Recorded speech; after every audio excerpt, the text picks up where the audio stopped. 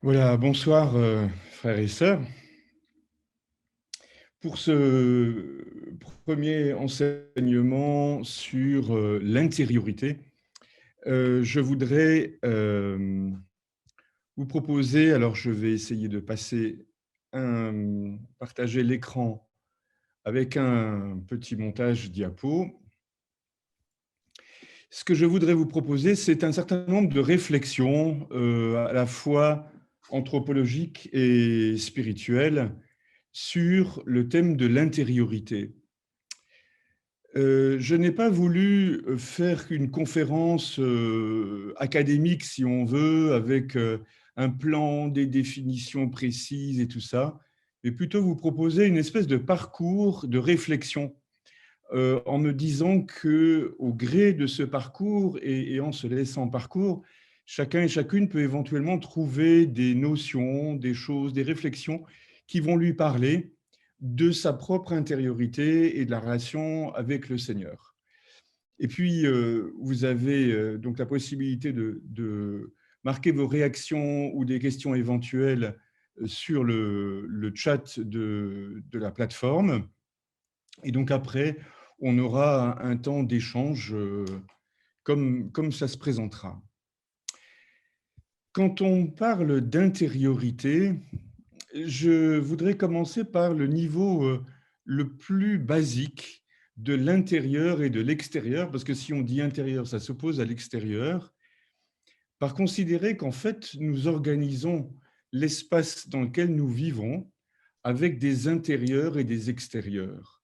Ce qui fait que nous vivons, par exemple, à l'intérieur, c'est que simplement, nous vivons dans des maisons. Et quand on est à l'extérieur des maisons, eh bien, c'est l'extérieur précisément. Notre espace de vie, nous l'organisons de cette façon-là. Et nous évoluons entre un dehors et un dedans. Quand nous sommes à l'intérieur, nous sommes dedans. Et nous évoluons entre les deux. L'intérieur de nos maisons est synonyme de sécurité, est synonyme d'intimité, et l'extérieur est souvent synonyme de nouveauté, d'inconnu, et aussi de renouvellement. C'est parce qu'on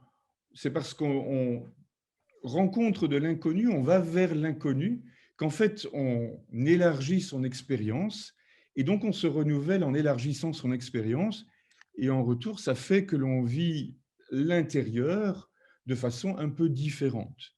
D'ailleurs, l'intérieur de nos maisons est fait de quantité de choses que nous avons évidemment rapportées de l'extérieur et qui, à l'intérieur, nous font souvenir de choses que nous avons vécues à l'extérieur. On pourrait prolonger cette réflexion simplement sur cette dimension donc humaine de ce que veut dire habiter une maison, habiter à l'intérieur d'une maison. Et ce que ça veut dire en termes d'intériorité.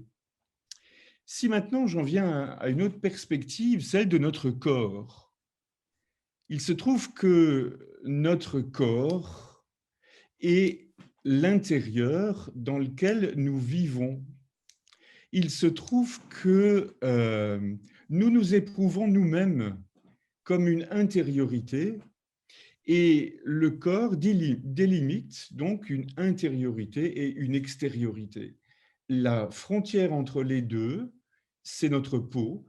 Ça, ce sont des réflexions qui ont été faites abondamment, en termes de psychanalyse notamment, et ce sont nos vêtements. Et nous sommes à l'intérieur de nos vêtements, mais nous sommes aussi à l'intérieur de nous-mêmes. Et très souvent, quand nous parlons de l'intériorité, nous désignons cette capacité d'être effectivement et de nous éprouver à l'intérieur de notre corps. Et parfois, notre corps, on a l'impression qu'il est plus ou moins extérieur. Mais en tout cas, notre perception de nous-mêmes est une perception où nous sommes intérieurs à nous-mêmes. Et on pourrait dire que de ce point de vue-là, il y a des niveaux d'intériorité différents. Euh, le corps en lui-même, par exemple, et les membres de notre corps il nous arrive éventuellement de les expérimenter comme extérieurs à nous. Imaginons que par distraction, on se cogne un pied contre le pied d'un meuble, eh bien, on a mal aux orteils, mais ce mal aux orteils, j'ai mal à un orteil parce que je me suis cogné, ce mal est assez extérieur en fait à nous. Quand nous disons je ai mal à un orteil, eh ben, cet orteil est un peu différent, un peu extérieur à nous. Par contre, si on traverse une période difficile dans la vie, une période un peu de crise, nous éprouvons un malaise qui, lui, est intérieur. Et quand nous disons qu'il est intérieur, c'est-à-dire qu'il ne s'identifie pas à une partie de notre corps, mais il est présent dedans. Et lorsque nous disons je à ce moment-là, c'est un je que l'on ne peut pas déconnecter de ce malaise. Ça, c'est une différence d'intériorité. En soi, les cheveux que nous avons plus ou moins sur nos têtes sont par un certain côté extérieurs à nous. Et nous le remarquons quand on se les fait couper chez le coiffeur, et tant mieux qu'ils soient relativement extérieurs, ce qui fait que cette opération est plutôt indolore. Et par contre, nos sentiments, par contre, nos réflexions, là encore, sont des choses qui sont plus intérieures.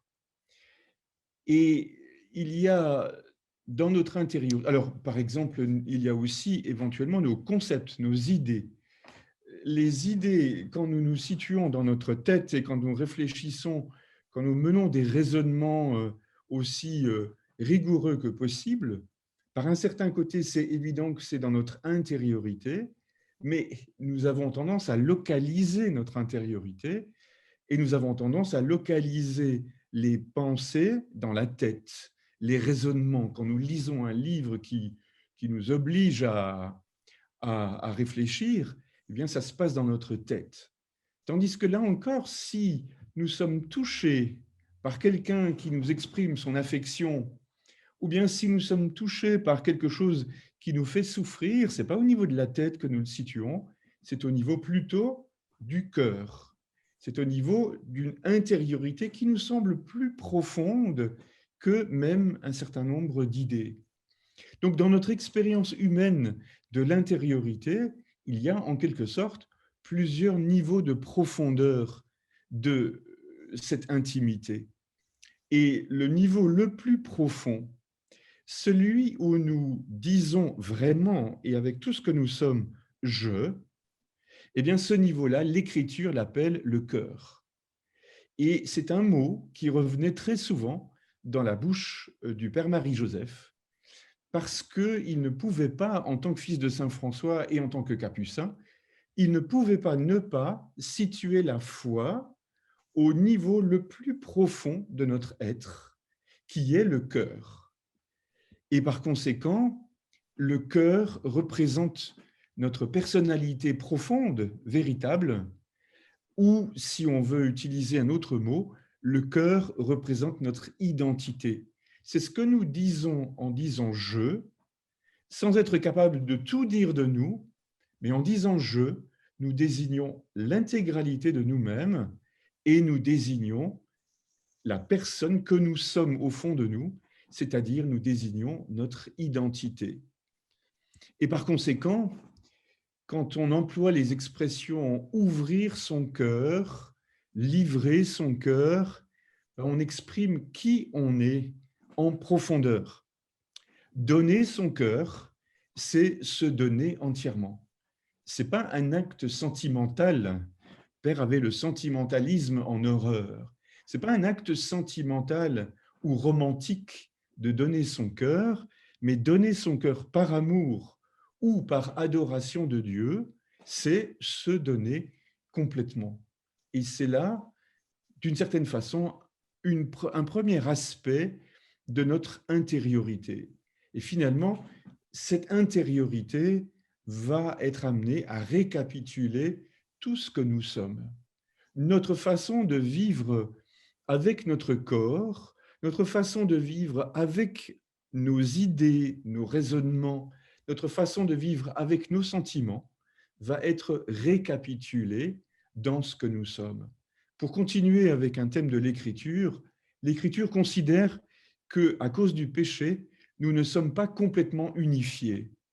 Eh bien, le cœur est la réalité qui est appelée à unifier tout ce que nous sommes, puisque nous sommes des êtres composites, un peu disparates. Eh bien, le cœur est appelé à unifier tout cela.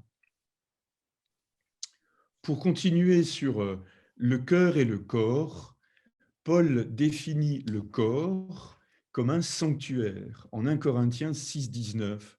Votre corps est un sanctuaire de l'Esprit Saint, lui qui est en vous et que vous avez reçu de Dieu. Et on pourra penser à sainte Élisabeth de la Trinité, par exemple, qui développe toute sa spiritualité carmélite, mais sous l'angle de l'inhabitation de la Trinité. Autrement dit, nous sommes habités par la Trinité sainte depuis notre baptême, et donc nous sommes devenus le sanctuaire de Dieu. Notre intériorité ou notre cœur est comme un oratoire, comme une chapelle personnelle. Matthieu 6, 6, mais toi, quand tu pries, retire-toi dans ta pièce la plus retirée, ferme la porte et prie ton Père qui est présent dans le secret. Ton Père qui voit dans le secret te le rendra. Et donc, le mouvement par lequel nous nous recueillons quand nous prions, c'est le mouvement par lequel nous entrons en nous-mêmes pour aller au plus profond de nous, rejoindre la présence de Dieu. Une autre épître dit que nous sommes temple de l'Esprit Saint. Eh bien, en même temps que nous sommes temple de l'Esprit, Élisabeth de la Trinité dira que nous sommes temple de la Trinité. Elle habite en nous, et ceci depuis que nous avons été baptisés, c'est-à-dire depuis que nous avons reçu la grâce de Dieu, que nous avons été sauvés. Ce qui veut dire que on peut lire les textes bibliques où il est question du temple, par exemple du temple de Jérusalem, comme une manière de parler de notre intériorité. Et de la même façon, les églises, les chapelles sont des reflets extérieurs de ce que nous sommes devenus spirituellement par le baptême. J'ai commencé à faire un parallèle ou un regard sur nos maisons, et en considérant que les maisons sont une intériorité qui, quelque part, est une mise à l'extérieur de nous de l'intériorité que nous sommes déjà. Et finalement, notre façon d'aménager l'intérieur de nos maisons, d'après nos goûts, signifie quelque chose de nous-mêmes, de notre identité. Et bien de la même façon, si nous considérons le baptême, avoir été baptisé, c'est avoir été accueilli au sein de la Trinité, dans la Trinité. Et en même temps, de la même façon que la divinité a résidé tout entière dans la personne humaine, dans l'être humain Jésus de Nazareth, la personne divine, la personne du Verbe, avec le Père et l'Esprit, était présent en Jésus. Et bien de la même façon, la Trinité se fait notre temple parce qu'elle désire habiter au milieu des hommes ou des êtres humains, et elle le désire tellement qu'elle vient habiter au cœur, au plus profond de chaque être humain. Et le niveau de profondeur où Dieu habite en nous, c'est un niveau où personne d'autre ne peut accéder, sauf lui et nous. Et je pense notamment à certains enseignements de pères de l'Église qui disent que Satan a beau essayer de nous tenter et de nous déstabiliser, il ne peut pas rejoindre le fond de notre cœur. Seul l'Esprit peut rejoindre le fond de notre cœur et avec l'Esprit, la Trinité sainte. Et donc, voilà, nous sommes temple de Dieu, notre intériorité est temple de Dieu.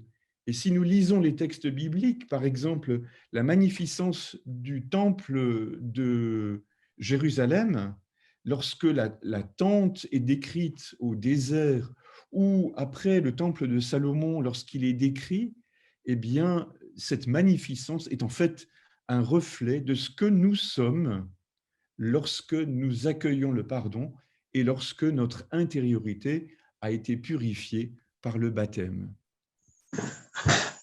Pour en revenir au corps, je vais passer à une autre considération maintenant. L'intériorité et l'extériorité de notre corps communiquent avec les sens. Ce sont en quelque sorte les interfaces entre l'intériorité et l'extériorité. Et en premier lieu, les yeux. Il y aurait à lire ce que les textes bibliques disent des sens et des organes du corps. Dans les textes bibliques, pour l'anthropologie biblique, les membres du corps et les organes du corps ont un sens figuré. Et là, je prendrai simplement, mais c'est le cas des mains, de la tête, des pieds, du nez, et ainsi de suite. Je prends simplement les sens, et encore trois. Les yeux constituent l'interface entre intériorité et extériorité. Nous voyons et nous regardons, mais avec une sorte de conditionnement réciproque. Voir, c'est une manière de recevoir les éléments du monde qui nous entourent. Regarder, c'est déterminer à quoi nous donnons de l'importance, comment nous accueillons ce que nous voyons. Regarder, c'est conditionner par notre intériorité ce que nous voyons et la manière dont nous le voyons. Et donc, il y a une influence réciproque entre les deux, parce que ce que nous voyons suscite des réactions et vient modifier notre intériorité, pour le meilleur et parfois pour le pire. Pour le meilleur, lorsque nous voyons du beau, lorsque nous voyons des situations humaines qui sont belles, lorsque nous voyons de l'amitié, de l'amour qui s'échangent, cela intérieurement nous fait du bien. Et à l'inverse, lorsque nous voyons du mal, lorsque nous voyons des choses qui sont en lien avec le péché, eh bien, cela vient comme polluer notre intériorité. Cela détermine notre intériorité.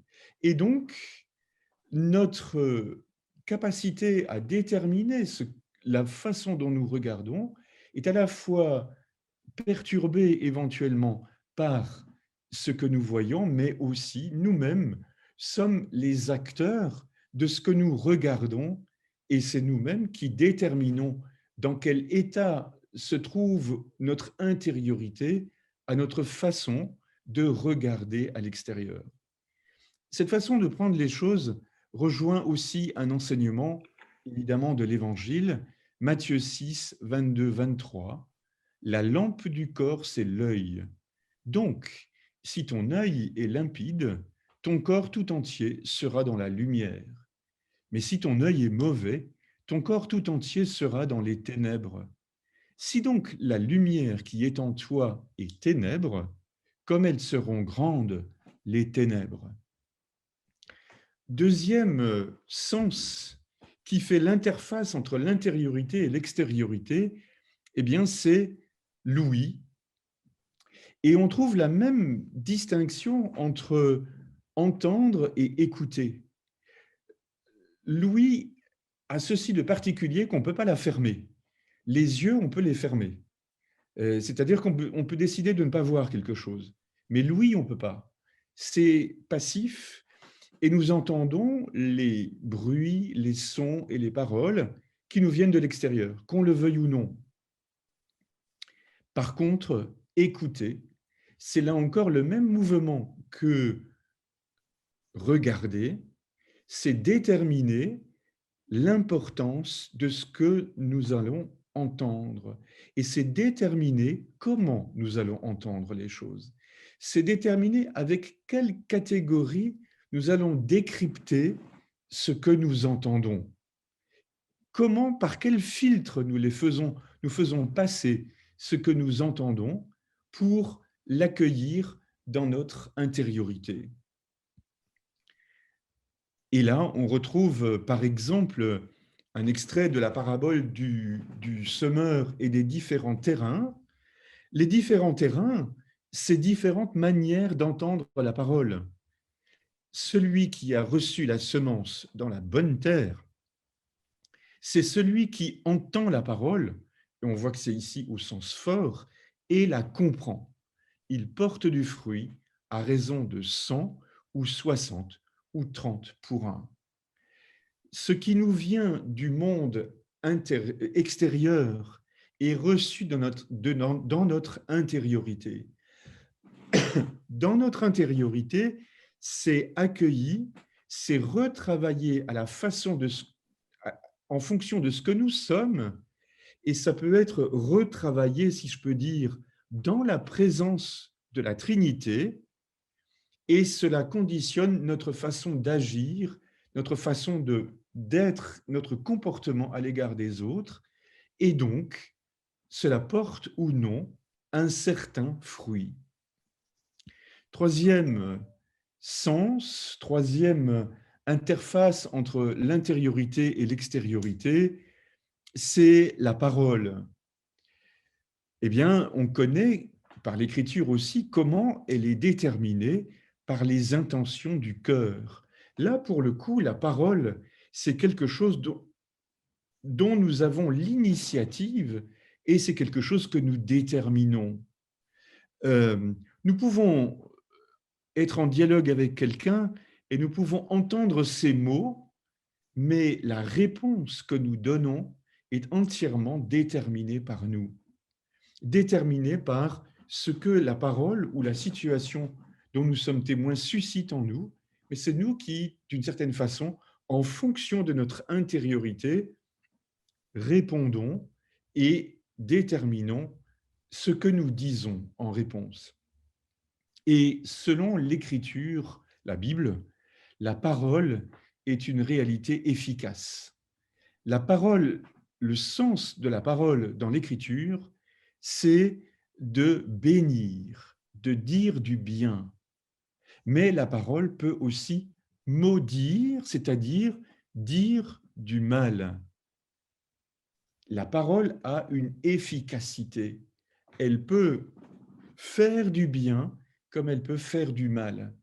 Or, la parole humaine, dans le projet créateur de Dieu, elle est faite pour faire du bien. Cela suppose que notre intériorité soit évidemment prédisposée à faire du bien.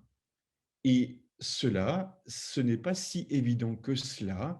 Il y a une manière de prendre soin de notre intériorité pour qu'elle soit prédisposée au bien et prédisposée à faire du bien. Ici, on retrouverait la réflexion terrible de saint Jacques dans l'épître de Jacques, où il parle de la langue. 3, 9, 10. La langue, dit-il, nous sert à bénir le Seigneur notre Père. Elle nous sert aussi à maudire les hommes qui sont créés à l'image de Dieu. De la même bouche sortent bénédiction et malédiction. Son développement est plus large, mais en tout cas, on ne sort jamais indemne d'une lecture ou d'une relecture de la lettre de saint Jacques lorsqu'il parle de la langue. Et ça fait aussi penser à l'insistance du pape François sur ou contre la médisance, c'est-à-dire la langue, la parole qui est capable de faire du mal. Il insiste énormément sur cette question-là. Toute la relation, du coup, entre l'intériorité et l'extériorité va être déterminée par les pensées. Il y a évidemment celles qui sont spontanées et il y a celles que l'on cultive. Mais notre univers intérieur est déterminé par le type de pensée qui nous traverse. Et quand je dis le type de pensée, c'est pas seulement la pensée avec les mots, mais c'est aussi les images, ce qui passe dans notre conscience en termes de mots, de réflexion, de sentiments et d'images. Tout notre univers intérieur conditionne la qualité de notre intériorité. Et donc, en termes de pensée, il y a évidemment des pensées que nous ne cherchons pas à avoir, c'est-à-dire il y a des associations d'idées avec ce que nous voyons autour de nous, mais il y a aussi des pensées que nous déterminons et que nous cultivons. Et c'est cela aussi que nous sommes appelés, dans le cadre de notre intériorité, à regarder en face. Une des attitudes spirituelles les plus importantes, et là aussi c'est un enseignement des pères de l'Église, notamment, si ma mémoire est bonne, Évagre le Pontique ou bien Philon d'Alexandrie, eh bien, une des attitudes spirituelles les plus importantes, c'est ce qu'ils ont appelé la garde des pensées, c'est-à-dire une sorte de vigilance quant aux pensées, une prédisposition à examiner ses pensées et, en vertu des pensées qui sont à l'intérieur de nous, à voir quel état d'esprit on cultive. Et donc, on est invité dans ce mouvement à apporter au Christ les pensées et spécialement les mauvaises. Une réaction spontanée que l'on a, c'est de se dire, oh là là, des mauvaises pensées qui me traversent, je dois les cacher, les refouler, les enterrer, parce que ça ne va pas plaire au Seigneur, pour dire les choses vite. Et précisément, si nous cachons, gardons, refoulons les mauvaises pensées, c'est là qu'elles prennent racine. Et c'est là qu'elles font du travail, parce qu'elles ne sont pas évacuées si facilement que ça. C'est en les apportant au Christ, en les déposant au Christ, en nous ouvrant et en ouvrant notre cœur au Christ pour l'appeler au secours quant à nos mauvaises pensées, quelles qu'elles soient. Eh bien, c'est là la meilleure façon de les chasser, parce que ce n'est pas nous qui les chassons, c'est le Christ qui les chasse par son esprit. C'est un des... Évidemment, ici, on parle de l'examen de conscience, et c'est un des exercices spirituels, si je peux dire, les plus importants pour les pères de l'Église, être vigilants sur la qualité des pensées qui nous traversent. Et c'est là, dans les évangiles, que nous retrouvons un autre enseignement de Jésus quand il parle notamment de la pureté des aliments.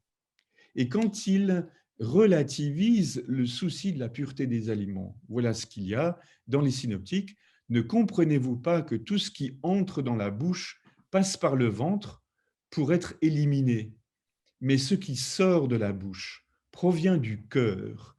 Et c'est cela qui rend l'homme impur, car c'est du cœur que proviennent les pensées mauvaises, meurtre, adultère, inconduite, viol, faux témoignage, diffamation. C'est cela qui rend l'homme impur. Mais manger sans laver les mains ne rend pas l'homme impur. Abstraction faite d'une période de pandémie où il faut manger en s'étant lavé les mains. Je ferme la parenthèse. Donc voilà, là, euh, on a un enseignement spirituel qui est déterminant. À la fois, la racine du mal qui se fait se trouve dans le cœur, parce que le cœur humain n'est pas unifié. Et donc la racine du mal se trouve dans le cœur. Et parce que la racine est là, parce que initialement nous ne sommes pas en communion avec Dieu et que nous avons besoin d'être sauvés, nous sommes sensibles, nous sommes susceptibles de laisser prise au mal.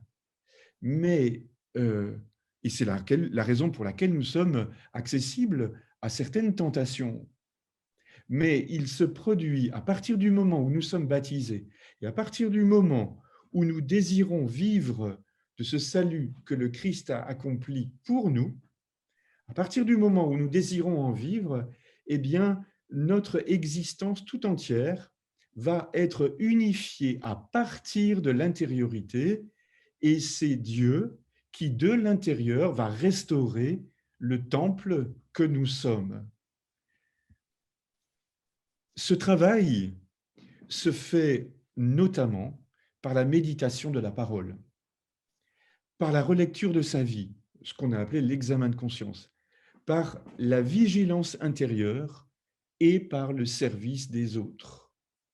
Ce sont 4 points qui sont des lieux de notre cheminement spirituel. La méditation de la parole, la méditation de l'écriture. Si notre intériorité est appelée à être purifiée des racines du péché, ce n'est pas en la laissant vide et déserte que le péché, si je peux dire comme ça, va s'en aller si facilement. Ce qui va être un baume pour les blessures dues au mal qui nous atteint, ce qui va être un remède, c'est notamment l'écriture et c'est la parole de Dieu. Si notre intériorité est habitée par la parole de Dieu, elle va être le ferment de notre guérison. De la même façon, si nous relisons notre vie et si nous présentons notre vie au Seigneur, si nous gardons cette vigilance intérieure, et aussi, c'est un fruit de la charité, c'est-à-dire de notre capacité de nous mettre au service fraternellement des autres, ça a un effet qui est progressivement d'unifier notre intériorité dans l'amour de Dieu. Parce que si nous exerçons la charité pour d'autres, nous ne pouvons pas la puiser ailleurs que dans la présence de Dieu, parce que la charité, c'est l'esprit. Nous ne pouvons pas donner de la charité si nous ne puisons pas dans la présence de l'esprit en nous. Et en passant par nous, l'esprit va rejoindre d'autres personnes de son amour, qui est la charité, mais va aussi purifier notre intériorité. Donc, nous ne faisons pas, nous n'exerçons pas la charité fraternelle pour être purifiés du péché. La charité fraternelle était un but en soi, mais la vie fraternelle nous purifie parce qu'elle devient, la vie fraternelle, un appel à laisser passer, à nous laisser traverser par la charité qui est l'Esprit Saint. Ce sont les attitudes de Marie, la mère de Jésus. Marie gardait dans son cœur tous ces événements. On la représente toujours méditant l'Écriture, on la représente relisant tous les événements liés à la naissance du Christ et à se demander ce que du point de vue de Dieu cela veut dire. Et lorsque nous la contemplons dans la visitation, on voit bien Marie qui est au service de ses frères et sœurs parce qu'elle est habitée par la présence de Dieu. Et là, on peut bien dire que personne n'a été de façon aussi physique et charnelle habité par la présence de Dieu que Marie. Et donc, une vie humaine vécue avec intériorité, c'est une vie à partir de cette présence intérieure de Dieu. C'est une vie qui progressivement s'unifie dans la présence de Dieu. L'unification de notre vie se fait à partir de l'intériorité. La présence de Dieu va purifier notre univers intérieur. Et progressivement, tous les, tous les aspects de notre vie vont être vécus dans la présence de Dieu. Et là, c'est une autre façon, évidemment, de parler du salut. Être sauvé, c'est devenir temple de Dieu et c'est progressivement être unifié dès cette vie-ci dans la présence et par la présence de Dieu pour être tout entier, plus pleinement à son image et à sa ressemblance. Et on comprend bien qu'être à l'image, à la ressemblance de Dieu, c'est une espèce de travail de transfiguration que fait la foi et la présence de Dieu en nous, de la même façon que Jésus a manifesté quelque chose de la présence de Dieu en lui dans sa transfiguration, mystérieusement, nos propres vies sont appelées à cela, à se laisser transfigurer de l'intérieur par la présence de Dieu. La foi chrétienne, pour parler de nouveau de cette vie relationnelle avec les autres et de l'intériorité, la foi chrétienne ne sépare pas le souci pour la vie intérieure et la vie relationnelle avec les autres. Les deux vont de pair. Le souci de notre intériorité et le souci de la relation fraternelle avec d'autres. Une vie intérieure qui ne se traduirait pas en service fraternel reste narcissique et repliée sur elle-même. Je ne peux pas, sous prétexte de cultiver, de soigner, d'être attentif à la pureté de mon intériorité pour que rien ne vienne contredire ou contrecarrer la présence de Dieu, je ne peux pas me replier sur moi-même sous ce prétexte-là. Mais à l'inverse, une vie relationnelle sans vie intérieure, eh bien, elle va être ballottée au gré des affects, même si elle se veut serviable. On peut vouloir être serviable tous azimuts, être tout le temps donné. S'il n'y a pas le souci de la vie intérieure, on risque, comme dit Paul, de courir pour rien. Donc, les deux aspects, vie relationnelle et vie intérieure, forcément, vont de pair. Et dans les deux cas, dans ces deux extrêmes, si on veut, eh bien, la vie intérieure se berce de représentations, de fantasmes et d'illusions. Si je reste ou si je prétends rester avec mon Dieu dans mon intériorité tout seul, sans être irrigué ou sans que mon intériorité soit aérée par le vent de l'esprit et une vie de charité, eh bien, je vais me faire des représentations et je vais ériger dans mon temple intérieur une idole de Dieu parce que je ne laisserai pas ce Dieu transformer et ajuster l'image que j'ai de lui par ce qui me vient de l'Église et par ce qui me vient des frères et sœurs et par ce qu'il m'enseignera à travers les situations que je vais vivre. Donc je vais me bercer d'illusions, je vais faire des idoles. Et si je prétends être au service tous azimuts sans revenir en moi et sans en revenir à la présence de Dieu, là aussi, ce que je vais me dire à moi-même de mes services et de ce que je fais de bien, etc., eh bien, ça va être des illusions. Ça va être, je vais me raconter des histoires. Autrement dit, les deux sont indissociables. Vie fraternelle dans la charité, service, et aussi euh, adoration du Dieu dans mon temple, de Dieu dans mon temple intérieur. Et c'est là qu'on retrouve d'autres insistances du pape François, ses enseignements sur sortir de l'autoréférentialité ou du narcissisme, culture de la rencontre, dialogue, et ainsi de suite. Et on voit que lui non plus ne sépare jamais ces deux dimensions. Il parle beaucoup de se sortir et de la culture de la rencontre parce que probablement il a dans la tête que le mouvement spontané que nous avons est un mouvement de repli sur nous-mêmes et l'actualité, depuis des années, semble aller dans ce sens. Voilà ce qu'il dit dans Fratelli Tutti. S'asseoir pour écouter une autre personne, geste caractéristique d'une rencontre humaine, est un paradigme d'une attitude réceptive de la part de celui qui surmonte le narcissisme et reçoit l'autre, lui accorde de l'attention, l'accueille dans son propre cercle. Saint François d'Assise a écouté la voix de Dieu. Il a écouté la voix du pauvre, il a écouté la voix du malade, il a écouté la voix de la nature et il a transformé tout cela en un mode de vie. Je souhaite que la semence de Saint François pousse dans beaucoup de cœurs.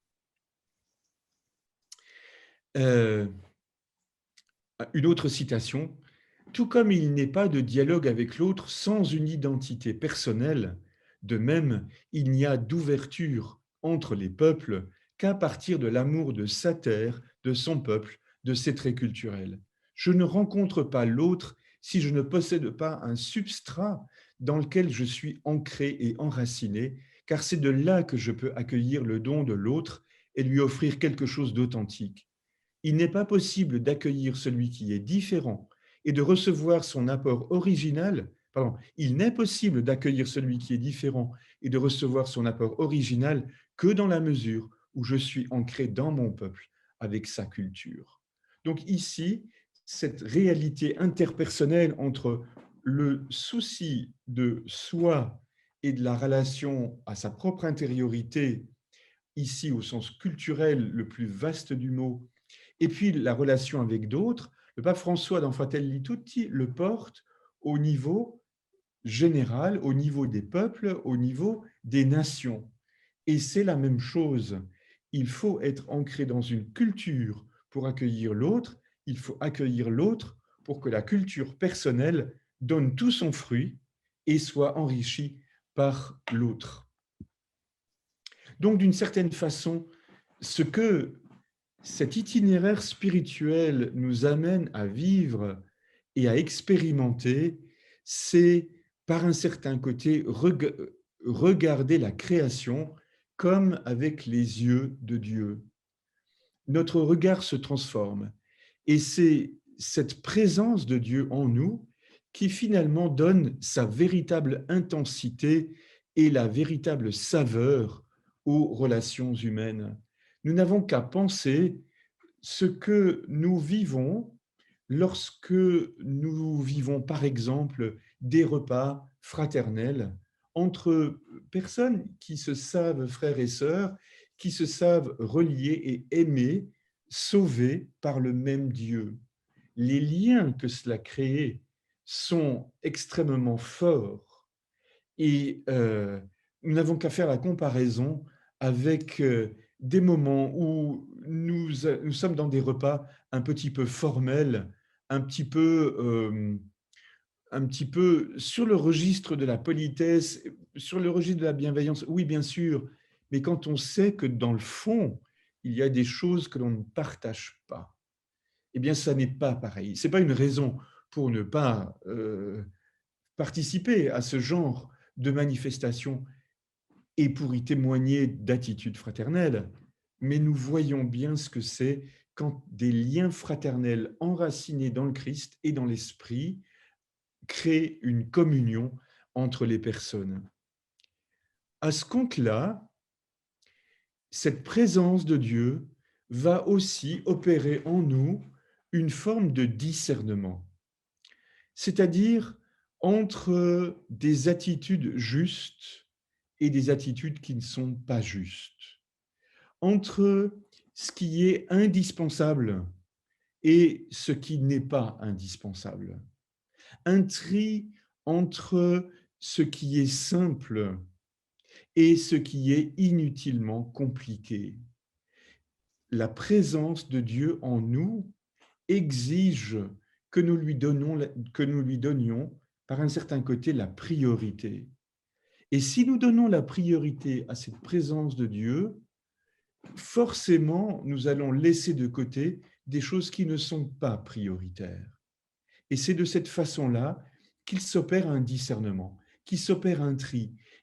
Si nous vivons personnellement et dans nos relations fraternelles sur le registre de cette présence de Dieu, si nous vivons euh, la qualité de relation que cette présence de Dieu nous donne, ben à ce moment-là, il y a des tas de choses qui vont nous sembler à un moment donné fades, pas indispensables. Il y a des choses qui nous paraîtront inutilement compliquées, des manières de faire, des attitudes qui nous paraîtront inutilement compliquées. Et donc, cela va nous simplifier. Et donc, ça va nous conduire éventuellement à des choix de pauvreté, au sens franciscain du mot, c'est-à-dire d'une vie dépouillée, mais parce qu'elle n'a pas besoin d'autre chose, de simplicité ou de sobriété. Et ceci dans les relations humaines, et ceci également dans les relations aux choses du monde, pour dire ça comme ça.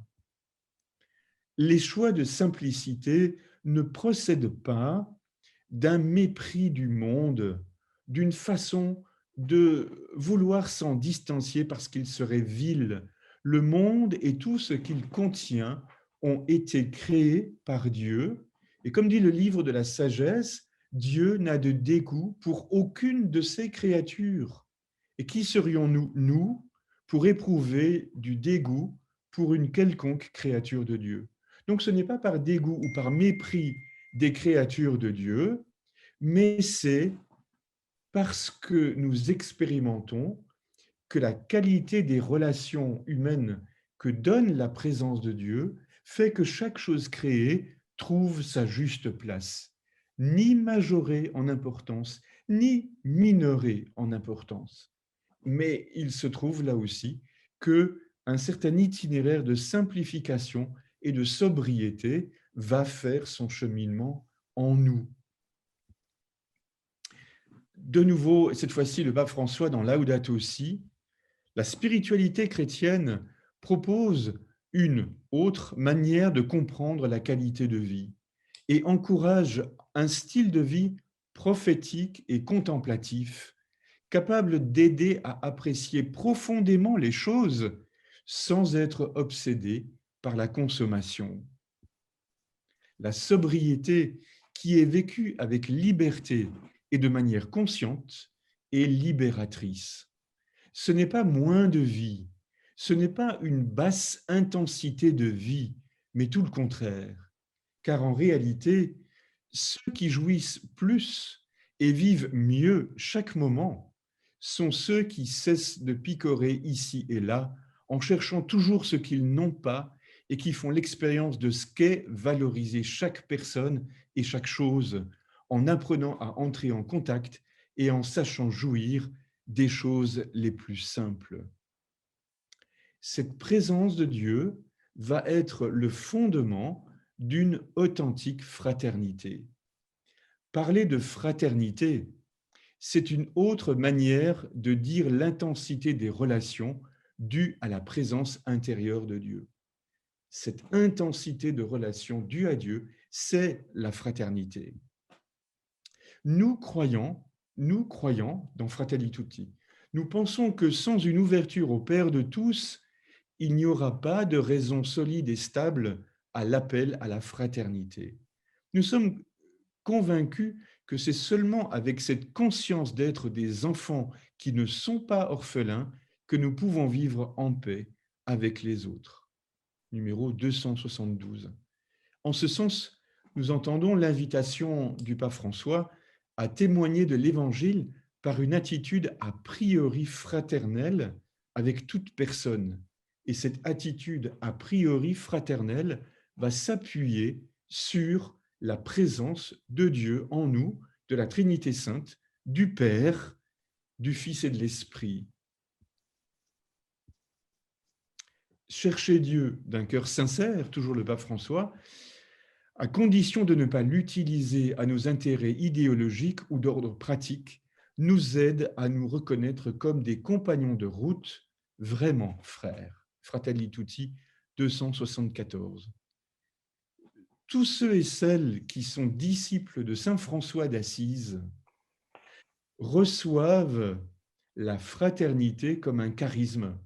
C'est compris dans le package, c'est dans l'ADN franciscain.